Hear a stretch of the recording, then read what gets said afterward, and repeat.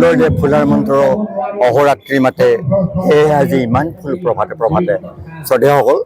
আমি আজি আহ্লাদিত হৈ পৰিছোঁ কাৰণ সমদল আকৌ আমাৰ এটা পৰম্পৰা আছে সাহিত্য বা অন্য অনুষ্ঠানে কি হয় গাড়ী বা অন্য হাতী বা অন্য এনেকুৱাবিলাক অনুষ্ঠান হয় কিন্তু আমাৰ সদৌ কবি সন্মিলনে আমি যিকোনো পদ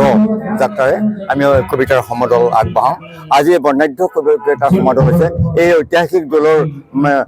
কাষে কাষে এই কবিতাৰ যি আবৃত্তি কবিতাৰ জয়গান গাই আমি গোটেই সমদল মানে শিৱসাগৰবাসী আগবঢ়াটো এটা ঐতিহাসিক মানে তাৰিখ মই চমকপদ বুলি কৈছোঁ এটা কথা আকৌ যে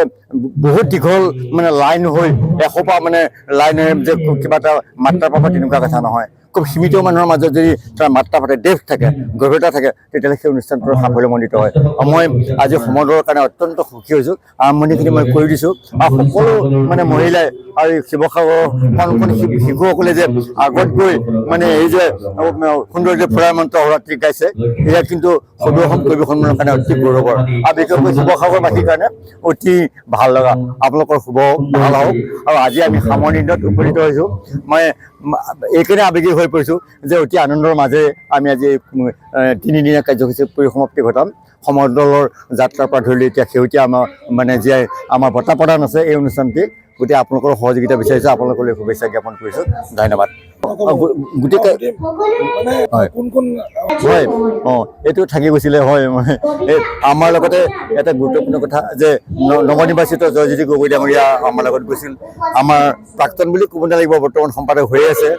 কাৰণ দায়িত্ব দিয়া হোৱা নাই শ্ৰদ্ধেয় পাৰ্ভেজ হুছেইন ডাঙৰীয়া আছিল আৰু মৃদুল চহৰীয়া ডাঙৰীয়া আছিল কেন্দ্ৰীয় বিতুপন গগৈ ডাঙৰীয়া আছিল আমাৰ লগত আৰু পবিত্ৰ গগৈ ডিব্ৰুগড়ৰ পৰা পবিত্ৰ গগৈ ডাঙৰীয়া আছিল আমাৰ কেন্দ্ৰীয় কাৰ্যনিৰ্বাহকৰ সকলোৰে লগত মই লগত গৈছিলোঁ আৰু তেওঁলোকৰ লগত গৈ মই তেওঁলোকক আগবঢ়াই মোৰ নিজৰ কাৰ্যসূচীলৈ আহিলোঁ ভবাই নাছিলো এনেকুৱা ধৰণৰ অনুষ্ঠান এটা পাতিব আৰু মই খুব শ্বৰ্ট নটিছত আহিবলগীয়া হ'ল কিন্তু আহি পেলাই যি দেখিলোঁ শুনিলোঁ অভিভূত হৈ গৈছোঁ মানে আৰু সকলোৰে মৰম আদৰ দেখি পেলাই মানে আই এম ফ্ল'ৰ্ড কমপ্লিটলি ফ্ল'ৰ্ড আৰু মুঠতে বহুত মানুহ লগ পাইছোঁ মোৰ লগৰ কোনো নাই মোৰ লগৰ কিন্তু বাকী জুনিয়ৰসকলক লগ পাই পেলাই কৰ্মকৰ্তাসকলক লগ পাই পেলাই খুবেই আনন্দিত হৈছোঁ মই যিমান মানে যেতিয়াই আহিব পাৰোঁ মাৰ্ঘেৰিটালৈ চাই যাওঁ এইবাৰ আহি পেলাই খুবেই আনন্দিত হৈছোঁ নতুন প্ৰজন্মৰ এইটোৱে মই কৈছিলোঁ এবাৰ কৈছিলোঁ এই পুথিকৰ দুজন মানে মোক সুধিছিলে নতুন প্ৰজন্মৰ এটাই কথাই ক'ব খোজোঁ যে কোনো কামেই অসাধ্য নহয় মন দি পেলাই যদি কাম কৰা কোনো কামেই অসাধ্য নহয় আৰু সকলোৰে সামৰ্থ্য একে নহয় এই ডক্টৰ পেগুৱে যিটো কথা ক'লে যে চবেই যে ইঞ্জিনিয়াৰ ডাক্তৰ হ'বলৈ সেইটো ভাল নহয় বিভিন্ন ক্ষেত্ৰত পাৰদৰ্শিতা দেখুৱাব পাৰিব যদি মন পুতি কাম কৰে এইটোৱেই মোৰ কথা থেংক ইউ কি বুলি ক'ব সদৌ অসম কবি সন্মিলনৰ তিনিদিনীয়াকৈ 37 সংখ্যক যি অধিৱেশন এই অধিৱেশন শিৱসাগৰত অনুষ্ঠিত হয় আৰু এই অধিৱেশনে ঐতিহ্যমণ্ডিত শিৱসাগৰৰ পৰা এক নতুন যাত্ৰা কৰিব আৰু কবিতাৰ যি সমদল যাত্ৰা আজি আছে তৃতীয় দিনা এই তৃতীয় দিনাৰ কবিতাৰ সমদল যাত্ৰাই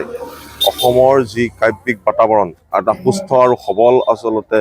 প্ৰকৃততে এটা সুন্দৰ বাতাবৰণ সৃষ্টি কৰাই হৈছে কবিতাৰ মূল উদ্দেশ্য আৰু সুস্থ বাতাবৰণটোৰ সপক্ষে আমাৰ এই পদযাত্ৰা কবিতাই মানুহৰ মনবোৰ পবিত্ৰ কৰক কবিতাই মানুহবোৰক মানুহ কৰি ৰাখক কবিতা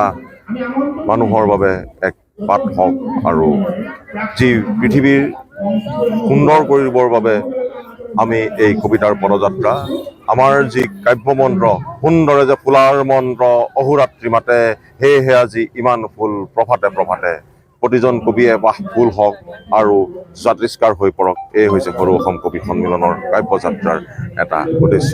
আশা কৰিছোঁ আজিৰ এই দিনটোত বহুখিনি বঁটা প্ৰদান কৰা হ'ব আৰু বঁটা বাহিৰৰ পৰা আমাৰ বহুখিনি আলহী আহিছে অতিথি আহিছে আৰু বহুখিনি সন্মানীয় বঁটা প্ৰাপক আছে সেই তেওঁলোকক আমি বঁটা প্ৰদানেৰে আজি মূল অধিৱেশনখন অনুষ্ঠিত হ'ব বুলি আশা কৰিলোঁ ধন্যবাদ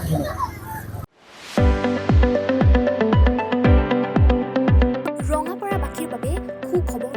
আপুনি যদি দুচকীয়া বাহন ল'ব বিচাৰিছে তেন্তে এতিয়াৰে পৰা আৰু চিন্তাৰ কোনো প্ৰয়োজন নাই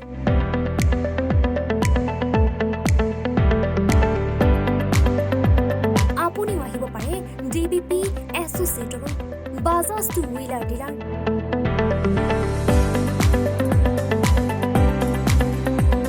আমাৰ ঠিকনা ৱাৰ্ড নং ৮ ঠাকুৰবাৰী ৰোড ডাকঘৰ ৰঙাপাৰা জিলা শোণিতপুৰ আমাৰ যোগাযোগৰ নম্বৰ 9435707133 9707967285285